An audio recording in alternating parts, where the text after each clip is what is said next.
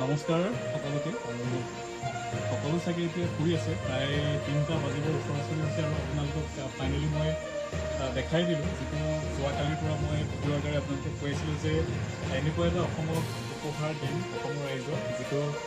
সদায় অমৰ হৈ থাকি যাব জুবিন দা আৰু কোনে কিমান জুবিন দাক মানে ভাল পায় নাজানো বা কোনে কি ধৰণে তেওঁক মানে সেৱা জনায় সেইটো নাজানো কিন্তু মই এই ধৰণে তেওঁক সেৱা জনাইছোঁ আৰু তেওঁ এটা ডাঙৰ প্ৰতিমূৰ্তি নিৰ্মাণ কৰি আছোঁ ফুল চাইজ মানে গোটেই ফুল বডিৰ হয় মোটামুটি আমি 11 ফুটৰ এটা প্ৰতিমূৰ্তি নিৰ্মাণ কৰি আছোঁ আৰু ভেটিটো লৈ প্ৰায় আমাৰ 16-17 ফুট মানৰ হাইট গোটেই প্ৰতিমূৰ্তিটো আৰু আপোনালোকে যিমানখিনি কাম দেখা পাইছে তলৰ পৰা ওপৰলৈকে যদি আপোনালোকে চায় যিমানখিনি আপোনালোকে কাম দেখা পাইছে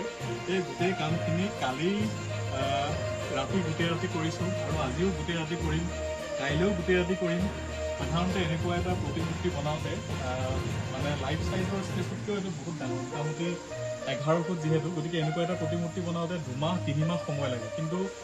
2 মাহ 3 মাহৰ বিপৰীতে আমি কি ধৰণে কামটো এসপ্তাহ 4 দিন 5 দিনৰ ভিতৰত কমপ্লিট কৰোঁ তাকেই দিনে ৰাতি প্ৰিপাৰেশ্যন কৰিছোঁ য'ত প্ৰতিটো স্থাপন কৰা হয় তাতো দিনে ৰাতি এতিয়ালৈকে বাকী 3টা বজালৈকে কাম চলি আছে ইয়াতো আমি এতিয়া কাম চলাই আছোঁ এতিয়ালৈকে মইতো ঘৰৰ পৰা মানে পুৰা বেডিং চেডিং লৈ আহিছোঁ